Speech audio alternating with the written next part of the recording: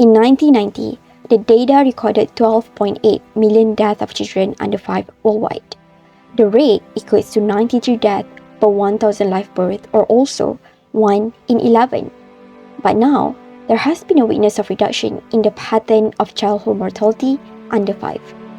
According to the United Nations Interagency Group for Child Mortality Estimation, it has declined to 5 million deaths in 2021, or particularly 38 fatalities for every 1,000 live births.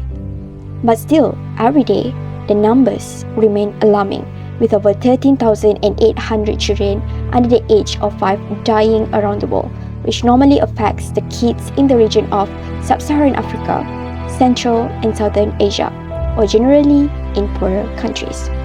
The worst part is, most of these deaths would have been avoided, and millions of family smiles would still be present. The question is, what are the leading causes behind the loss of these many innocent children? Besides pollution and soil environment, infectious diseases like acute respiratory infections, diarrhea and malaria, pneumonia, or premature birth and pregnancy complications are all part of the reasons which lead to this grave incident. While in Malaysia, the top medically recognized cause of death among children under the age of 5 is related to perinatal period and birth defects, as well as diseases like pneumonia, leukemia, and cancerous tumor.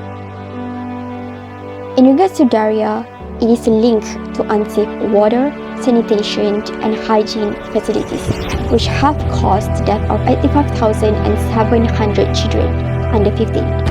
In another article, UNICEF stated that infections with diarrhea have killed more than 300,000 children under the age of 5 worldwide in 2015. Not just that, it is also claimed that 72,000 children under the age of 5 die from illnesses associated with wash access issues every year, as compared to 3,400 from war-related violence, which is also aligned with UNICEF Executive Director's statement on the fact that more children are killed by the lack of access to safe water than by gunfire. So how can having a better wash contribute to reducing child mortality issues? Let's figure it out together in today's video.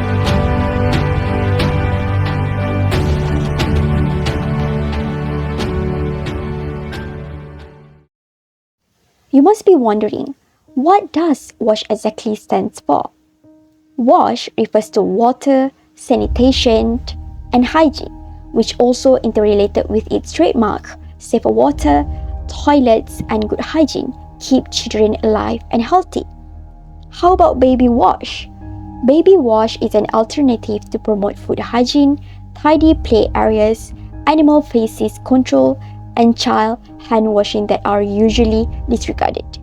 In order to have a greater influence on child health outcomes in the first 1,000 days of life, it will incorporate water, sanitation, and hygiene, which is also called as WASH, into children's lives, and in return, children's well-being can be taken care of by preventing any disease possibilities and healthy conditions like stunting and worse, death. Connecting WASH and child mortality rates. Children who are believed to have low survival rates are obviously at risk and prone to the health implications of poor WASH conditions due to their developing immune systems and increased exposure to pathogens in their environment. It is unquestionable, considering their smaller body and respiratory tracts, which are still sensitive and have greater possibilities to be affected.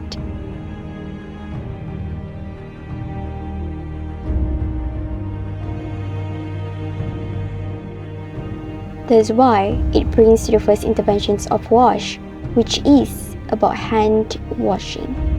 Children should be taught well in a proper way of hand washing. According to UNICEF Global Head of Water, Sanitation and Hygiene, the diarrheal infections can be reduced to 40% when hand washing with soap is practiced before meals and after using the toilet. To note, practicing hand washing as a way of prevention is better than having oral rehydration therapy as the cure. Moreover, studies also indicate that it might lower the incidence of pneumonia among kids by about 25%, as well as respiratory infections, as germs can be removed through hand washing. Thus, there must be a practical way to wash hands using water and soap. It will be good if people are assisted with diagrams at the hand washing stations that will guide them the crucial moment to wash their hands.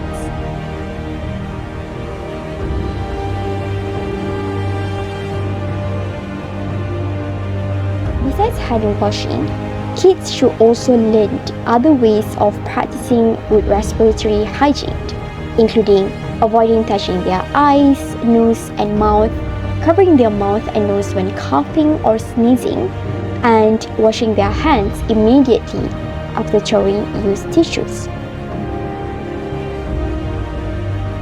In terms of hygiene in preparing food, it is also crucial for parents to take note of this matter, as contaminated food is associated with infections and parasites. Parents should be alert in the right way of food storing, cleanliness in food preparation, and waste disposing as precautions to supervise their child's health. Furthermore, considering kids' active movement in exploring objects and their surroundings, the play area should always be ensured in a clean condition from any harmful disease vectors. As parents, they need to regularly clear and clean the concerned area, as well as make sure it is a safe space from any feces and potentially dangerous items that could trigger the kids with any viruses or bacteria. While in the case of public play areas, the same things shall be applied, and the focus should also be on the cleaning part in the aftermath.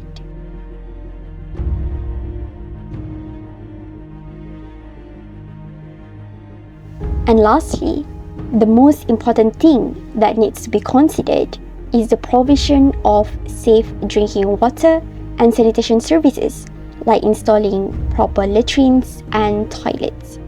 Access to the safe use of improved wash is very crucial and needs to be taken seriously, especially in high populated locations. They should have been in the hands of government responsibilities in serving the best for their people, who obviously place a high dependency on them. Regardless of the fact that the child mortality issue has been long overdue, continuous efforts are what people are hoping and seeking for. After all, the WASH intervention should have come with its basic education, like mentioned before, as a key to reducing child mortality. These two must come together because it is no use providing facilities if the people themselves do not know how to use them properly. Why? Because education helps build the kind of behaviors and habits that have a positive impact on an individual's health.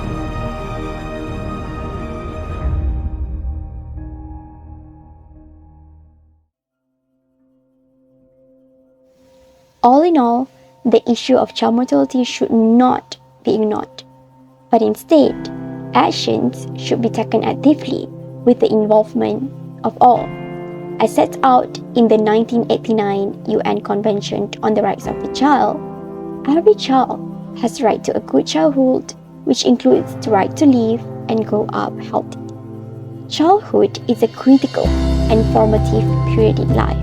They need to be protected and assisted at all costs, because who will if it's not us?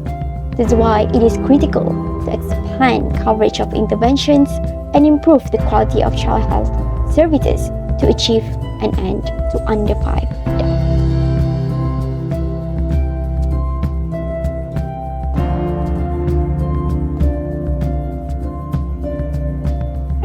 With that is the end of today's video. Thank you for watching.